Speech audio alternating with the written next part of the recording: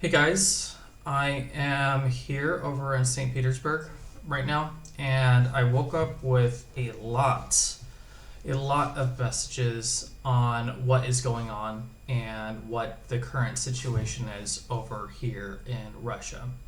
And it's really complicated, and I'm still trying to figure out a lot of the answers, but I'm going to tell you what I know and what is going on, especially for being an American over here in Russia.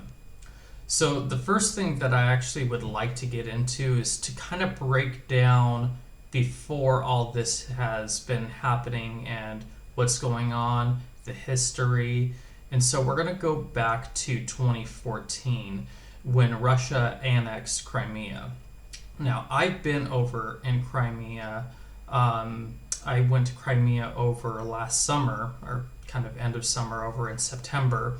And it's a beautiful place. It is wonderful. It's like one of the most amazing places I went to. It was very peaceful. Everybody there was having a great time, and it was great. I don't know about right now, but I recommend anybody that is actually planning on going down to Russia to definitely go there and check it out once things cool down. I'm not suggesting anybody go there right now with all the conflict that's happening. So in 2014, Russia annexed Crimea. Now, a lot of people think in the West, especially because it hasn't really been talked about a lot, is the actual sympathy that the Eastern Ukrainians had with joining Russia. Now, Russia has a long history within Ukraine as well. It's very jumbled up and tied up. But after the fall of the USSR, things kind of got broken up, and there were some Russians that were put into certain places in, for this example, Ukraine. So, in the eastern part, in the Crimean areas of Ukraine, you actually had ethnically and linguistically speaking Russian citizens there. And another thing that people don't talk about is the amount of corruption that is in Ukraine. Now, I'm not taking any sides here. I'm not saying what Russia is doing is right or wrong, even NATO's response or anything like that. I just kind of want to give the facts and just kind of bring an objective platform to, I would say, kind of an objective scene for people to kind of make up their own mind. So we have ethnic Russians in certain parts of Ukraine. There's a lot more poverty, a lot more corruption, and a lot more other things that are making these Eastern citizens not as happy. Now, there have been multiple votes, there has been multiple protests, and there has been a lot of push in the Eastern bloc of Ukraine to join Russia. Now, in the exit polls for Crimea, and I think it was like a little shortly after 2014. I can't give you a specific date. I think it was something like 90 to 95% of the citizens were in favor of the annexation of Crimea. So you have a lot of these citizens within these spots that are very sympathetic to joining Russia. Again, what Russia did, I'm not endorsing, I'm not saying anything like that. This is just the fact of what's going on. I'm not pro-Russia. I'm an American. I am pro-USA. But this situation is more complicated, and I get from the Western point where they feel like they're slowly creeping in to NATO territories, which seems like a threat. But anyways, going back into it, now we're over here in 2022, where we have Russia basically setting up all of their forces around Ukraine, especially over in the eastern part, some Belarusians are over in the northern part, and some Russians as well, but primarily it's over in the eastern block of Ukraine. So when about, I say, a week ago, a few days ago, when the tensions start rising, there was actually a lot of Russian Ukrainians, people who were pro-Russia, that were fleeing over to the Russian side. They want to be Russian citizens. Some can make that argument that they should just bring over whoever they want to and just leave it at that. But now we're kind of going to Russia's side, where they feel like these parts should be part of Russia. But also, I feel, in my opinion, and this part is just my opinion, that they're just being advantageous about it. And, what country wouldn't, if they have a certain portion of the population in these certain regions that are right on the border of Russia, to be part of Russia, what country isn't going to take advantage of that and go and take over those parts? Especially when it comes from a leader who was part of the Soviet Union, was part of the KGB as well, and I do believe that has some certain thoughts that the USSR should be brought back. Now, that can be debated. This is just kind of my opinion on that part. But Russia is seeing an advantage to go take in certain parts, to grow its population. Again, Russia has a declining population as well. So they probably want to bring in more ethnic Russian people into their country. It makes sense. There are a lot of benefits for them to do that, as well as having more land, more resources, and to build up their economy more. Russia's economy isn't that great. I think at one point, I still don't know if this is the case, I think the economy of Walmart was larger than the whole entire economy of Russia. Now, Putin specifically said, and I'm going to butcher it a little bit, but Putin did say, if there was a situation where the Chinese were building up their forces along Canada, how would the U.S. react? Now, we could kind of see in history how the U.S. reacts with Russian forces building up close to their borders when it comes to Cuba. America was not having it at all, and they were trying to do everything to prevent Russia building up their forces over in Cuba. There was a Cold War. They were trying to send nuclear bombs over there. Things are a little bit different, but this is the best example that I can provide with how the U.S. is reacting with how Russia is acting. When NATO comes in, NATO is all of Europe and the U.S. It's more complicated than that. But when the U.S., other Western cultures are trying to slowly invade on their Eastern culture, and Ukraine and Russia have a long history with each other, there is kind of a reasonable sense that they feel threatened because of that. They want Ukraine to be part of Russia. They want to be on Russia's side, which is understandable. Again, I'm not saying it's right or wrong, but it's very understandable how Russia is reacting to all this. There's a lot of things that are very similar that they have with the West, but there's a lot of things that they don't have in common with the West, and they don't want Ukraine to share the values with the West. Now, the U.S., when it comes to Ukraine, most of the western part of Ukraine is kind of more pro-U.S. I don't know the population, but I know it's a majority of the west part of Ukraine is pro-NATO, pro-Western society. So we have this small division. Again, it's the majority of Ukraine. If you see some of the maps over in East Ukraine, so the parts where it is showing their independence of Ukraine, it is kind of a small sliver comparatively to the whole country of Ukraine. So the U.S. obviously wants to take its advantage as well and wants to bring more pro-Western countries together in alignment. There's the motivation for the U.S. as well. That's why they understand it, or that's why they feel justified in the actions that they are doing. And this isn't even a Biden thing, Trump thing, or whatever it is. This is just what the West and NATO wants to do.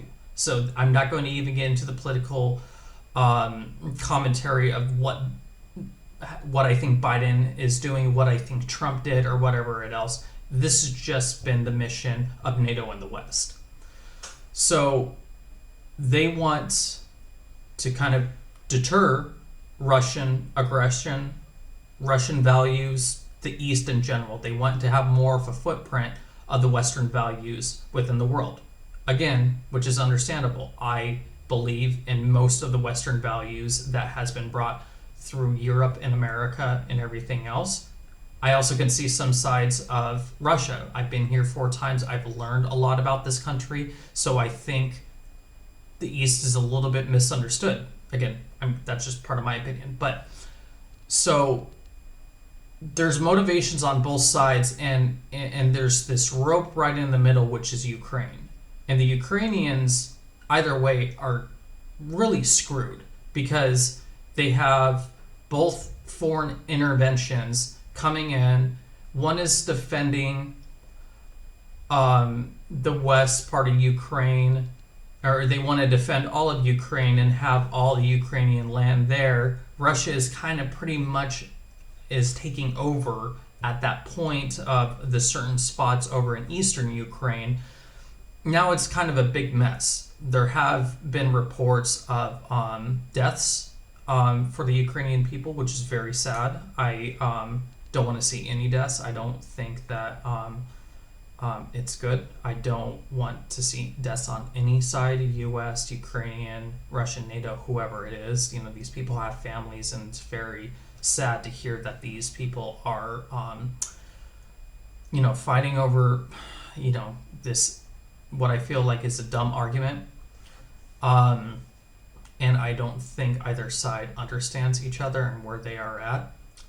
And I feel torn when it comes to a lot of the arguments. Again, I'm an American. I'm going to be voting, or I'm going to be rooting for the U.S. as well. But being over in Russia as well, I have some sympathy for what they are trying to accomplish and what they want out of it. I do, kind of getting into, the end of what my opinions are when it comes to my personal politics is, it's tough. I don't want to claim that I'm this huge expert on foreign policy, even though I do have a lot of experience in research and experience being in the West and the East. I wish we were more united because the citizens here in Russia are some of the most amazing people I have met, and I'm guaranteeing that with the similar cultures in Ukraine that they are exactly the same as well. Even down in Serbia and all those other regions, all the Slavic regions, they are great people, and which is why I keep coming back over here, because they're awesome and amazing people. And it makes me sad knowing that there are a lot of Western people who believe that Russians are kind of a true enemy and they're very bad people, which is completely the opposite. I have felt much safer here than some of the cities that I've stayed in the United States. I've felt more welcome comparatively to some of the families that I have met over in the United States. The food is great. The culture is great. They definitely love to party over here. They love to have a great time. And I feel like there's a little bit more sense of community, and which I feel like the West is kind of breaking up and getting divided about. Russians aren't very divided when it comes to a lot of things. And when it comes to politics, it's not really a hot topic, and people don't really talk about it too much because they have other more important things to worry about in their life. So, I wish there would be some kind of peace. Russia coming in by force, I don't think is good. I don't want to see anybody die or get killed over this conflict, but I think that will be inevitable, unfortunately. I do think that they should try to accommodate pro-Russian citizens in Ukraine to just come in through Russia. They want to kind of help them economically, give them some money to kind of get started off in a new life over here. That would be ideal in my mind. They're very close to Krasnodar, Anapa, Sochi. They're very close to a lot of big cities, so there is a lot of economic opportunities for those countries compared to some of those countries that they are fleeing or that are being taken over. I don't know about the whole economic opportunity when it comes to those cities, but I can tell you that overall, in general, there is more of an economic opportunity in Russia than there would be in Ukraine, and there is less corruption. The dollar is stronger than Ukrainian dollars. I don't know what exactly the currency is, but there are a lot more benefits of living in Russia, in my opinion. But saying that, I'm not saying Ukraine is a bad place. I just think with drugs, crime, their economy, and everything else, they're struggling, and I feel like the West is painting this Ukraine as this beautiful, peaceful place. They're trying to set up everything like it's Kyiv, and it's not. And there are a lot of issues that are going on in Ukraine. So to believe that it's some beautiful country with no issues is just completely wrong. And I hate how the West is kind of glorifying Ukraine like this, and why they're putting so much emphasis in it right now. I think it is a little strange. I feel like in 2014 there was not much of this outcry. I know we have social media. I know there's newer tools to kind of express your voice online, but it does feel like a little odd that this has been really pushed lately. And I don't know. It's very odd being an American here and being asked by this and seeing some of the disconnect from the West and East. That is just has been kind of more of a shock, because everybody over here thinks that I'm in one of the most dangerous cities in the world when it has been completely the opposite. So I'm hoping that things will calm down a little bit. I have a feeling it will calm down, but my last prediction, I was going to make a video saying that, Russia's just going to kind of leave Ukraine alone, and it was just going to be some kind of power move, some war games type of stuff, and I woke up and I was wrong. So I don't want to try and give too many guesses or predictions when it comes to all this. We're just going to kind of have to wait and see what happens. But I'm just expressing from all sides, Ukraine, Russia, United States, NATO, everything else, to try and peacefully come to some sort of compromise. It might be impossible at this point. I feel like the damage is already done, but I'm praying for everybody in this situation to be safe and to make the right moves for peace between both nations. Again, I know people might accuse me of being some kind of like Russian apologist or something, and it's quite the opposite. I want peace for every single country, and I hope people when they watch this video, realize that the situation is a lot more complicated than what they are being told through Fox News, CNN, or whatever it is. I'm glad we live in a day where alternative media has been really skyrocketing, and more of the truth is being pushed out over there, out into the digital space. So I think that with more truth being pushed out there, the more peace that can arise from it. If you want a good example of it, just look up, what happened in the Holodomor with Russia, Walter Duranty. Just look up that name and you'll understand that Walter Duranty basically pushed propaganda for the Soviet Union, which brought a Ukrainian genocide. There's a lot of these things that hasn't been discussed about how bad the corporate media has been in the past generations, and we're kind of breaking from that now, which is really good. Again, bring up the Holodomor and Walter Duranty and stuff. I'm not trying to throw any shade over on the situation. This is a very different situation, and there isn't a genocide currently happening right now. Stalin is very, very, very, very different from Putin. So, I'm safe right now. Everybody here in St. Petersburg is perfectly fine and happy. I'm talking to many English, American, British students that are currently here right now. I'm going to play soccer and hang out with a lot of them. There hasn't been any warnings or anything like that, so everything's been fine. And we'll see in the next coming days or weeks how it will go. But I'm trying to stay positive, and I hope everything works out well. So thank you for watching.